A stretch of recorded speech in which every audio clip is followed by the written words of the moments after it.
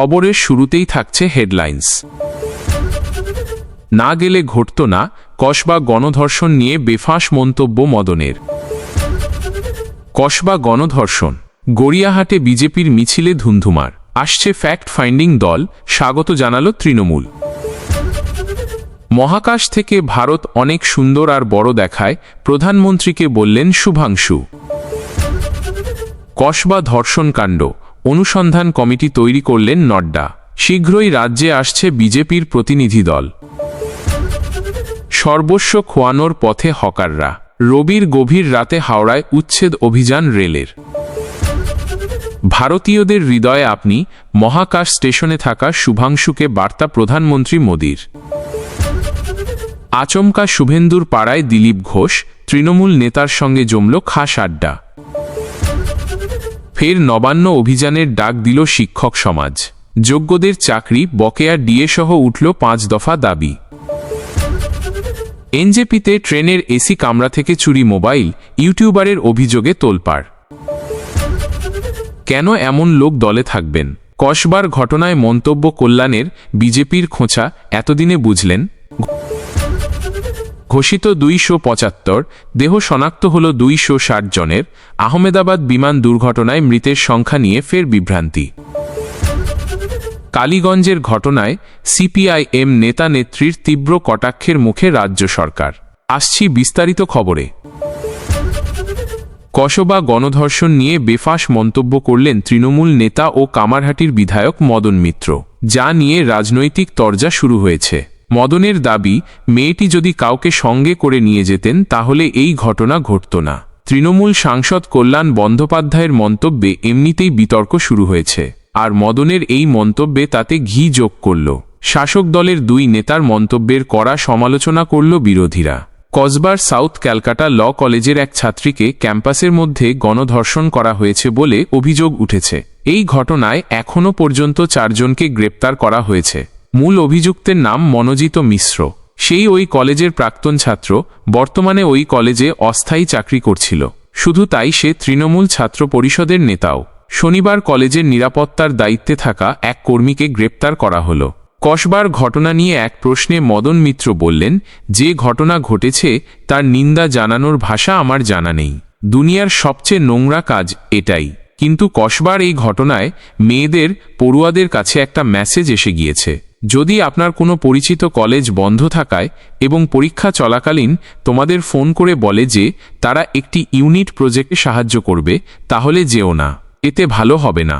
ওই মেয়েটি যদি না যেত তাহলে এই ঘটনা ঘটত না। যদি মেয়েটি কাউকে জানিয়ে যেত, 2 বান্ধবীকে নিয়ে যেত, তাহলেও এই ঘটনা ঘটত না। ছেলেটি পরিস্থিতির সুযোগ নিয়েছে, সেটাই দেখছি আমরা।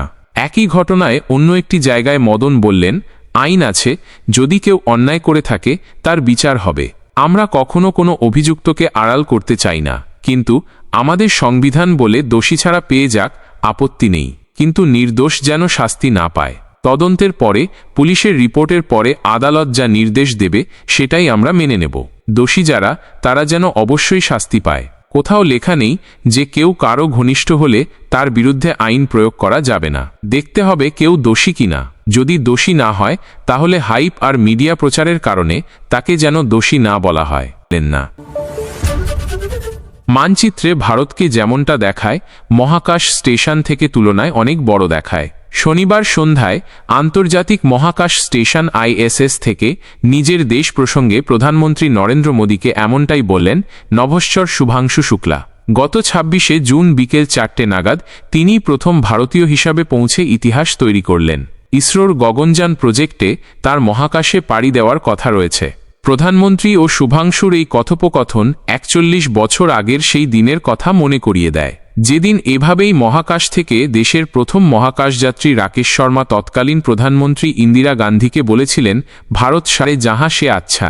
আন্তর্জাতিক মহাকাশ স্টেশনে শুভাংশু শুক্লার সঙ্গে কথা বলছেন প্রধানমন্ত্রী মোদী। এদিন শুভাংশুকে কখনো তার নাম ধরে, কখনো বা শুক্ষ নামে, আবার কখনো শুভ নামে সম্বোধন করলেন প্রধানমন্ত্রী মোদী। দুজনে প্রায় 18 মিনিট ধরে কথোপকথন হল। সেই ভিডিও প্রধানমন্ত্রী পোস্ট করলেন। তিনি মহাকাশচারী শুভাংশুর কাছে নানা বিষয়ে জানতে চাইলেন। তার শরীর কেমন আছে সে বিষয়ে খোঁজখবর নিলেন। আবার ভারত থেকে যে গাজরের হালুয়া শুভাংশু সঙ্গে নিয়েছেন তা তাঁর সহ মহাকাশচারীদের সঙ্গে ভাগ করে খাচ্ছেন কিনা সেই প্রশ্নও করলেন। প্রধানমন্ত্রী শুভাংশুকে বললেন, আজ আপনি ভারত থেকে অনেক দূরে রয়েছেন, সবার থেকে দূরে, কিন্তু ভারতবাসীদের হৃদয়ের সবচেয়ে কাছে আছেন। আপনার নামে শুভ রয়েছে এবং আপনার এই যাত্রা নতুন যুগের শুভারম্ভ। এই মুহূর্তে আমরা দুজন কথা বলছি, কিন্তু 140 কোটি ভারতীয়ের ভাবনা আমাদের সঙ্গে রয়েছে। শুভাংশু জানালেন, সকলের ভালোবাসা ও আশীর্বাদে তিনি মহাকাশে ভালো আছেন। তার কথায়, পৃথিবীর কক্ষপথ থেকে 400 কিলোমিটার দূরে এই যাত্রা শুধু আমার নয়, সারা দেশের। প্রধানমন্ত্রী শুভাংশুকে শুক্স বলে সম্বোধন করে তার কাছে জানতে চাইলেন, আপনি দূরে অন্তরিক্ষে রয়েছেন, সেখানে অভিকর্ষ বল প্রায় নেই, কিন্তু প্রত্যেক ভারতীয় দেখছে যে আপনি মাটির কতটা কাছে রয়েছেন। আপনি সঙ্গে যে গাজরের হালুয়া নিয়ে গিয়েছেন তা আপনার সঙ্গীদের খাইয়েছেন? উত্তরে শুভাংশু বললেন, দেশ থেকে কিছু খাবার জিনিস নিয়ে এসেছিলাম, যেমন গাজরের হালুয়া, মুগ ডালের হালুয়া আর আমরস। এটা আমাদের ভারতের ঐতিহ্যবাহী সমৃদ্ধ রন্ধনশিল্পের পরিচয়। আমি চেয়েছিলাম আমার সঙ্গীরা এই খাবারগুলির চেখে দেখুন। হ্যাঁ, আমরা সবাই মিলে একসঙ্গে এসব খেয়েছি, সকলের খুব ভালো লাগলো। এই কথোপকথনের সময় শুভাংশুরা পৃথিবীর কোন অংশের ওপর দিয়ে যাচ্ছেন তা জানতে চাইলেন প্রধানমন্ত্রী মোদি। ভারতীয় মহাকাশচারীর কথায়, আমার কাছে এখন এই তথ্য নেই, কিন্তু কিছুক্ষণ আগে আমরা হাওয়াই দ্বীপপুঞ্জের উপর দিয়ে যাচ্ছিলাম। আমরা প্রতিদিন 16 বার পৃথিবী পরিক্রমা করি, 16টি সূর্যোদয় এবং 16টি সূর্যাস্ত দেখতে পাই। এখন আপনার সঙ্গে কথা বলছি আর প্রায় 28,000 কিমি প্রতি ঘন্টা বেগে ছুটে চলেছি। আমরা ISS এর ভিতরে আছি, তাই কিছু টের পাচ্ছি না, কিন্তু কোথাও না কোথাও তো এই গতি দেখায় কত দ্রুত আমাদের ভারত এগিয়ে চলেছে। প্রথমবার কক্ষপথে পৌঁছে পৃথিবীকে দেখতে পেলাম। বাইরে থেকে দেখে সবার আগে মনে হলো পৃথিবী এক। বাইরে থেকে কোনো সীমান্ত বা রেখা কিছু দেখা যায় না। এখানে ভারত প্রসঙ্গে শুভাংশু বললেন, ভারতকে মানচিত্রে দেখেছি, তখন বাকি দেশগুলি কত বড় সে কথা মনে হয়েছে, কিন্তু সেটা ঠিক নয়, কারণ ত্রিমাত্রিক বস্তুকে দ্বিমাত্রিক অর্থাৎ কাগজে ফেলে দেখছি। এখান থেকে ভারতকে অনেক সুন্দর আর বড় দেখায়, মানচিত্রের থেকে অনেক গুণ বড়। আন্তর্জাতিক মহাকাশ স্টেশনে বিভিন্ন বিষয়ে গবেষণা করছেন শুভাংশু শুক্লা এবং অন্যরা। এই বিষয়ে লখনৌয়ের মহাকাশচারী বললেন, ভারতের বিজ্ঞানীরা 7টি স্বতন্ত্র গবেষণা ঠিক করে দিয়েছেন, আমি সেগুলি আমার সঙ্গে নিয়ে এসেছি। আজই স্টেম সেল নিয়ে একটা গবেষণা করার কথা। অভিকর্ষ না থাকায় মহাকাশে পেশি শক্তি কমে যায়। আমার গবেষণা কোনো সাপ্লিমেন্টের মাধ্যমে এই পেশি শক্তির দুর্বল হওয়া থেকে বাঁচা সম্ভব, অথবা তাকে ত্বরান্বিত করা যায়। এই বিষয়টি পৃথিবীতেও কার্যকর।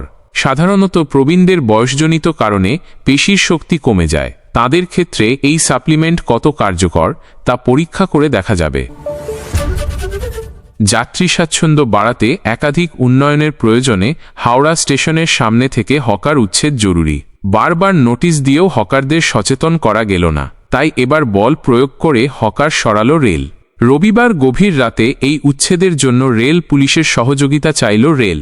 পাশাপাশি ডিভিশনের বিভিন্ন জায়গা থেকে আরপিএফ বাহিনী এনে রণকৌশল সাজানোর কাজ শুরু করল রেল। ডিভিশনের ইঞ্জিনিয়ারিং বিভাগ সূত্রে জানা গেল, পুরনো স্টেশনের সামনে ট্যাক্সি স্ট্যান্ড ও স্টেশনের যাতায়াতের রাস্তা ও গাড়ি চলাচলের জন্য 2টি লেন রয়েছে। যাত্রীদের চলাচলের রাস্তার উপরে শতাধিক ডালাপসরা সাজিয়ে হকাররা বসে থাকে, ফলে যাতায়াতে চরম অসুবিধার মধ্যে পড়তে হয় যাত্রীদের।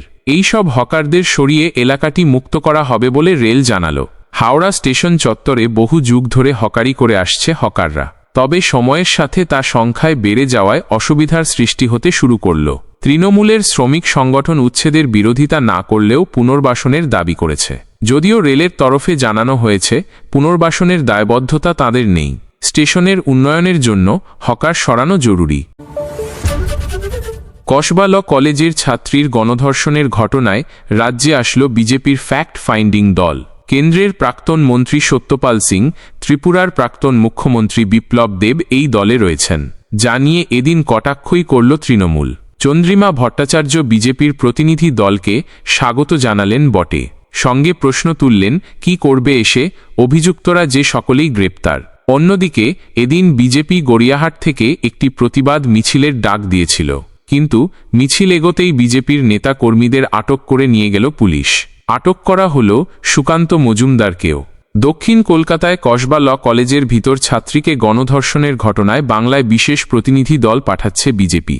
শনিবার সে কথা জানালেন দলের রাজ্য সভাপতি সুকান্ত মজুমদার। তিনি জানালেন, আমাদের রাষ্ট্রীয় সভাপতি জেপি নড্ডা 4 সাংসদের একটি দল তৈরি করে বাংলায় পাঠাচ্ছেন। ওই দলে প্রাক্তন কেন্দ্রীয় মন্ত্রী সত্যপাল সিং, প্রখ্যাত আইনজীবী মীনাক্ষী লেখি, ত্রিপুরার প্রাক্তন মুখ্যমন্ত্রী বিপ্লব দেবের মতো ব্যক্তিত্বরা রয়েছেন। সেই দল এখানে এসে সমস্ত ঘটনা খতিয়ে দেখে দলের সর্বভারতীয় সভাপতিকে রিপোর্ট দেবে। 2টো বাড়ি বাদ দিয়ে এই রাজ্যে কোথাও নিরাপত্তা নেই। ওই শান্তিনিকেতন আর মমতা বন্দ্যোপাধ্যায়ের বাড়ি, যার ঠিকানা দেওয়া আছে পুরীর হোটেল সোনার বাংলায়, এই 2টো বাড়ি বাদ দিয়ে আর কোথাও কোনো নিরাপত্তা নেই। ছাত্রীর গণধর্ষণের প্রতিবাদে এদিন বিজেপি কলকাতায় প্রতিবাদ মিছিল করল। যদিও গড়িয়াহাট মোড়ে মিছিল শুরুর আগেই তা আটকে দিল পুলিশ। বিজেপি কর্মীরা ব্যারিকেড ভেঙে সামনে এগোনোর চেষ্টা করলে পুলিশি অ্যাকশন শুরু হয়ে গেল। একের পর এক বিজেপি নেতা কর্মীকে আটক করা হলো খোদ সুকান্ত মজুমদারকেও। এর প্রতিবাদে মমতা ব্যানার্জি হায় হায় স্লোগান তুললেন সুকান্ত। তিনি বললেন, এই রাজ্যের পুলিশ কোনো গণতান্ত্রিক আন্দোলন করতে দেয় না। এক ভয়ঙ্কর পরিস্থিতি। যেভাবে উত্তর কোরিয়া এবং চীনে বিরোধী দলকে অবদমিত করে রাখা হয়, এখানে মমতা বন্দ্যোপাধ্যায় ঠিক সেই পরিস্থিতি তৈরি করে রেখেছেন। অন্যদিকে কটাক্ষের সুরেই বিজেপির প্রতিনিধি দলকে বাংলায় স্বাগত জানালেন রাজ্যের অর্থ প্রতিমন্ত্রী চন্দ্রিমা ভট্টাচার্য। তিনি বলছেন, বিজেপির ফ্যাক্ট ফাইন্ডিং টিম বাংলাতেই আসতে পারে, কিন্তু ওড়িশায় যেখানে 10 দিনে 5টি এ ধরনের ঘটনা ঘটেছে, সেখানে তো কেউ ফ্যাক্ট খুঁজতে যান না। আমরা কিন্তু ফ্যাক্ট অস্বীকার করিনি। এটা হতে পারে, তবে সবই প্রমাণ সাপেক্ষ। এখানে কাউকে শিল্ড করা হয় না। আমার কাছে একটি ছবি রয়েছে। সেই ছবিতে বিজেপির আম্বেদকর নগরের মহিলা মোর্চার সভানেত্রী রিঙ্কাল সিং রাজ্যসভার সাংসদের পায়ে পড়ছেন, কারণ তার উপর যারা হামলা চালাচ্ছে তাদের বিরুদ্ধে পুলিশ সঠিক পদক্ষেপ করছে না। আমাদের এখানে সেটা হয় না, কারণ এখানে পুলিশ মন্ত্রীর নাম মমতা বন্দ্যোপাধ্যায়। তিনি জীবনে অন্যায়কে প্রশ্রয় দেননি। ব্যাখ্যা নয়, ক্ষমা চেয়ে পদত্যাগ করুন মমতা। লকলেজ গণধর্ষণে তোপ বিজেপির। এ নিয়ে তৃণমূলের রাজ্য সাধারণ সম্পাদক কুণাল ঘোষের প্রতিক্রিয়া, বিজেপি কী কারণে ফ্যাক্ট ফাইন্ডিং টিম গড়েছে? কোন ঘটনার জন্য? কসবা কাণ্ডের জন্য যদি ফ্যাক্ট ফাইন্ডিং টিম আসে, তবে তার আগেই তো অভিযুক্তরা গ্রেপ্তার হয়ে গিয়েছে। ওরা কি রাজনৈতিক পর্যটক হিসাবে বাংলায় আসবে? আসলে ওরা খবর পেয়েছেন দীঘায় একটা ভালো মন্দির হয়েছে। ওনারা এখানে কালো কাঁচওয়ালা গাড়িতে চেপে ওই মন্দিরে জয় জগন্নাথ করতে যাবেন। ওনাদের যদি কারো সঙ্গে কথা বলার ইচ্ছে থাকে, তবে কার্তিক মহারাজের বিরুদ্ধে যে মহিলা অভিযোগ করেছেন তার সঙ্গে কথা বলুন। ফ্যাক্ট ফাইন্ডিং টিমের অবিলম্বে সেটা করা উচিত। ওই মহিলার সঙ্গে কি ঘটেছিল, কোথায় ঘটেছিল, কোন আশ্রমের কোন ঘর ছিল, এসব ওই মহিলার কাছ থেকে জেনে নিন। কুণাল এদিন আরও বললেন, কসবা কাণ্ডে আগেই 3 জনকে পুলিশ গ্রেপ্তার করল। পরবর্তীতে আরও একজন গ্রেপ্তার হল। তাদের আদালতে পেশ করা হয়েছে। এই ঘটনায় যা যা করা প্রয়োজন পুলিশ সময়মতো সব করল। তদন্ত এখনও চলছে। এ নিয়ে এখনই কোনো রাজনৈতিক মন্তব্য করব না। কসবা কাণ্ড নিয়ে প্রতিবাদী মন্তব্য করলেন আরজি করের ধর্ষণ কাণ্ডে নিহত চিকিৎসকের মা-বাবা। এ নিয়ে প্রশ্ন করা হলে তৃণমূলের রাজ্য মুখপাত্র দৃশ্যতই অস্বস্তিতে পড়ে গেলেন। বললেন, অভয়ার মা-বাবার প্রতি আমাদের শ্রদ্ধা ও সহানুভূতি আছে, কিন্তু কার্তিক মহারাজ যে মহিলার উপর অত্যাচার করলেন, সেই মহিলাকে নিয়ে একদিন তাদের বাড়ি যাব নাকি? ওই মহিলাকে নিয়ে অভয়ার বাবা মা হিয়ারিং দেবেন? আমরা এসব করছি না। তারা যেন দয়া করে রাজনৈতিক স্বার্থে ব্যবহৃত না হন। তারা কোনো ইস্যুতে জেগে উঠবেন, 2 দিন 2টো প্রচার পাবেন, এটা ঠিক নয়। অভয়ার বাবা মাকে সিলেক্টিভ প্রচারের মধ্যে রাখা হচ্ছে। আচমকা শুভেন্দুর পাড়ায় হাজির হলেন দিলীপ ঘোষ। আড্ডা দিলেন তৃণমূল নেতার সঙ্গে। স্বাভাবিকভাবেই শনিবারের এই ঘটনায় জেলা রাজনীতিতে শোরগোল ফেলে দিল। এই সফরের নেপথ্যে নেহাতি সৌজন্য নাকি রাজনীতির ঘর গোছানোর ছক, তা নিয়ে জল্পনা শুরু হয়েছে। এদিন দীঘা যাওয়ার পথে আচমকা রামনগর 2 ব্লকের ডেমুরিয়ায় 350 বছরের পুরনো রথের মেলায় হাজির হয়েছিলেন দিলীপ। বিজেপি নেতার গাড়ি থামতেই ভিড় জমিয়ে দিলেন এলাকার মানুষ। কোনো প্রচার নেই, আসার কোনো সংবাদ নেই। হঠাৎ দিলীপ ঘোষ। তাকে দেখে ছুটে আসলেন দাপুটে তৃণমূল নেতা তমালতরু দাস মহাপাত্র, যিনি জেলা পরিষদের খাদ্য কর্মাধ্যক্ষ। তৃণমূলের নেতাসহ মেলা কমিটির সঙ্গে জমিয়ে আড্ডা দিলেন। তারপর পাত পেরে মহাপ্রভুর প্রসাদ খেলেন। সর্বোপরি দীঘার জগন্নাথ মন্দির উদ্বোধনের সময় সস্ত্রীক মন্দিরে হাজির হয়ে মুখ্যমন্ত্রী মমতা বন্দ্যোপাধ্যায়ের সঙ্গে সাক্ষাৎ করলেন দিলীপ ঘোষ। তারপরেই গেরুয়া শিবিরেই রাজনৈতিক তরজা শুরু হয়েছিল। এদিন মৈতনা গ্রাম পঞ্চায়েতের ডেমুরিয়া এলাকা ঘুরে দেখলেন বিজেপি নেতা, মন্দির দর্শন করলেন। মেলা কমিটির পক্ষ থেকে সংবর্ধনা জানানো হল। দিলীপ ঘোষ বললেন, ৩৫০ বছরের প্রাচীন ঐতিহ্যবাহী ডেমুরিয়া রথের মেলা, পাশাপাশি প্রাচীন জগন্নাথ দেবের মন্দির প্রত্যন্ত গ্রামের মধ্যে হওয়ায় মানুষ খুব একটা জানতে পারেন না। আমাদের মতো লোক যদি আসে তাহলে প্রচার হবে, মানুষ যত জানবে ততই আসবেন। আগে মন্দিরের ইতিহাস সম্পর্কে জেনেছিলাম, তাই এসে ঘুরে গেলাম। ফের রেলের নিরাপত্তা নিয়ে অভিযোগ। এবার ইউটিউবার কণিকা দেবরানী ব্রহ্মপুত্র মেল নিয়ে ভয়াবহ অভিজ্ঞতা পোস্ট করলেন তার হ্যান্ডেলে। এনজেপিতে ট্রেন দাঁড়িয়ে থাকার সময় তার কামরা থেকে ফোন এবং মূল্যবান জিনিস চুরি গিয়েছে বলে অভিযোগ করেছেন। দেবরানীর সেই ভিডিও এখন ভাইরাল। সোশ্যাল মিডিয়ায় রেলের নিরাপত্তা নিয়ে প্রশ্ন তুলছেন নাগরিকরা। অনেকেই ওই পোস্টটিকে আইআরসিটিসি এবং পশ্চিমবঙ্গ পুলিশকে ট্যাগ করেছেন। কণিকা দেবরানী তার পোস্ট করা ভিডিওতে জানিয়েছেন তিনি সুরক্ষিত রয়েছেন, কিন্তু রেল যাত্রার সময় অসুবিধায় পড়েছিলেন তিনি দাবি করেছেন এসি 2 টিয়ারে ছিলেন তিনি। সেখানে টিকিট ছাড়াই একজন উঠে পড়ল। কোচের মাঝখান দিয়ে যাওয়ার সময় কয়েকজন যাত্রীর সঙ্গে কথাও বললেন ওই ব্যক্তি। তারপরেই কিছুক্ষণ সময়ের জন্য তার জ্ঞান ছিল না বলে জানাচ্ছেন। তারপর যখন জ্ঞান আসলো তখন তিনি দেখলেন তার আইফোন নেই। কণিকার সঙ্গে আরও একজন ছিলেন, তার ফোনও চুরি গিয়েছিল বলে অভিযোগ।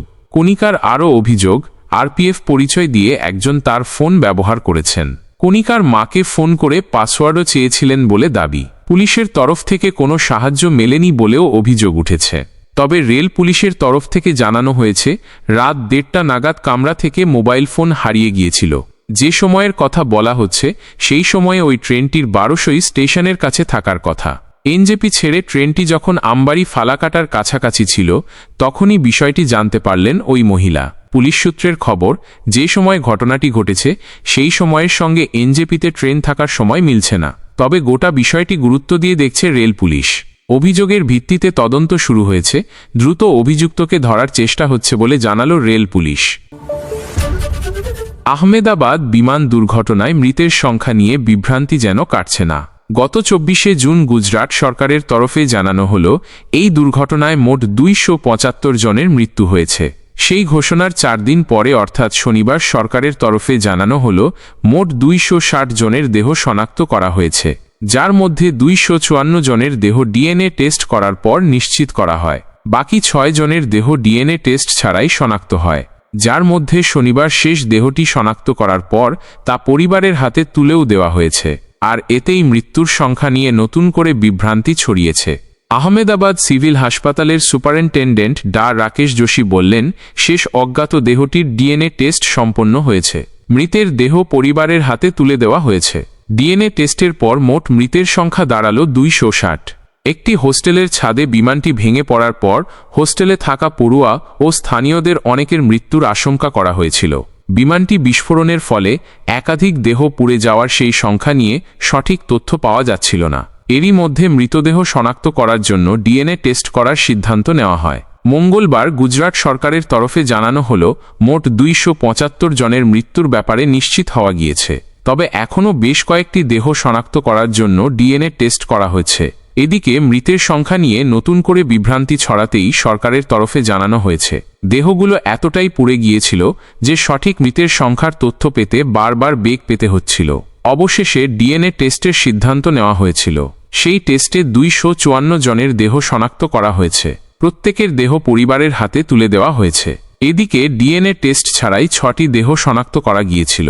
সব মিলিয়ে বিমান দুর্ঘটনায় 260 জনের দেহ শনাক্ত হয়েছে। নদিয়ার কালীগঞ্জে উপনির্বাচনের দিন বোমার আঘাতে মৃত্যু হল এক নাবালিকা শিশুকন্যার। সেই ঘটনার প্রতিবাদে আজ শনিবার কালীগঞ্জে বিক্ষোভ সমাবেশে উপস্থিত হলেন সিপিআইএম নেতা মোহাম্মদ সেলিম এবং ডিওয়াইএফআই নেত্রী মীনাক্ষী মুখার্জি সহ একাধিক সিপিআইএম কর্মী সমর্থকেরা। মৃত নাবালিকার পরিবারের সঙ্গে দেখা করার পর দুজনেই রাজ্যের শাসক দল এবং রাজ্যের সরকার তথা রাজ্য প্রশাসনের দিকে আঙুল তুলে তীব্র কটাক্ষ করলেন। দোষীদের দৃষ্টান্তমূলক শাস্তির দাবিও করলেন তারা। এদিন পরিবারের সঙ্গে দেখা করার পর পলাশী অশোকা সিনেমা হলের সামনে একটি বিক্ষোভ সমাবেশ করলেন সিপিআইএম নেতৃত্বরা। সিপিআইএম নেতা মোহাম্মদ সেলিমের কথায় পুলিশের মধ্যেই রাজ্যের প্রতিটি জায়গাতে তৃণমূলের হারমাত বাহিনীর মুক্তাঞ্চল গড়ে উঠেছে। এই ঘটনার সঙ্গে পুলিশ প্রশাসন দায়ী। ভোট গণনা চলাকালীন কিভাবে বিজয় মিছিল হয় এটা কোনো বিজয় মিছিল নয়। বিজয় মিছিলের নামে এলাকায় বোমাবাজি করার জন্য এই সমস্ত দুষ্কৃতীরা বেরিয়েছিল। অবিলম্বে দোষীদেরকে চিহ্নিত করে সকলকে গ্রেপ্তার করে দৃষ্টান্তমূলক শাস্তির ব্যবস্থা করতে হবে প্রশাসনকে।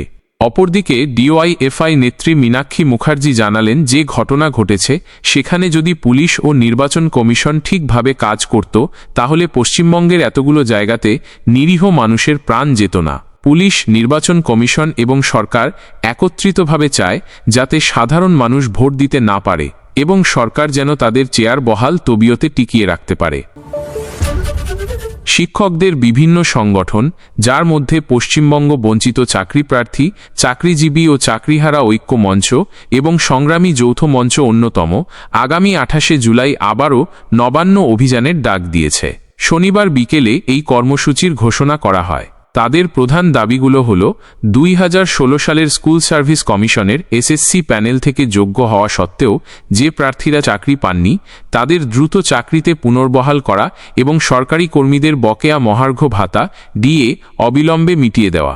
এর আগে গত 21 এপ্রিলও একই ধরনের নবান্ন অভিযানের ডাক দেওয়া হয়েছিল, কিন্তু পুলিশ প্রশাসনের আশ্বাসে সে সময় আন্দোলন স্থগিত রাখা হয়। প্রায় 3 মাস পর আন্দোলনকারীরা বলছেন যে মৌখিক আশ্বাসে কোনো সমস্যার সমাধান হয়নি, তাই তারা আবারও নবান্ন অভিযানের সিদ্ধান্ত নিয়েছেন। এবার তারা জানিয়েছেন, নবান্ন থেকে লিখিতভাবে আলোচনার প্রস্তাব পেলে তবেই তারা বৈঠকে বসবেন, কোনো মৌখিক আশ্বাসে নয়। শনিবারের সাংবাদিক সম্মেলনে আন্দোলনকারীরা আরও কিছু গুরুত্বপূর্ণ দাবি তুলে ধরেছেন। এর মধ্যে রয়েছে দুর্নীতির কারণে বঞ্চিত চাকরি প্রার্থীদের স্বচ্ছভাবে স্থায়ী নিয়োগ দেওয়া, সরকারি প্রতিষ্ঠানে কর্মরত অস্থায়ী কর্মীদের স্থায়ী করা, নারী নির্যাতনের ঘটনায় দ্রুত ব্যবস্থা নেওয়া এবং কলকাতার আইন কলেজে ধর্ষণকাণ্ডে ন্যায় বিচার নিশ্চিত করা। ঐক্যমঞ্চের আহ্বায়ক আশিস খামরি বলেছেন, যতক্ষণ পর্যন্ত মুখ্যমন্ত্রী আমাদের সঙ্গে বসে সমস্যার সমাধান না করছেন ততক্ষণ পর্যন্ত এই লড়াই চলবে। আরেক আহ্বায়ক দেবাশিস বিশ্বাস অভিযোগ করেছেন যে বাংলার মেধাবী বেকার যুবক যুবতীদের ন্যায্য চাকরি টাকার বিনিময়ে বিক্রি হয়ে যাচ্ছে এবং সরকার দুর্নীতির সমাধানে কোনো উদ্যোগ নিচ্ছে না। এভাবেই একগুচ্ছ দাবি নিয়ে আগামী 28শে জুলাই শিক্ষক সমাজ আবারও নবান্ন অভিমুখে যাত্রা করবে।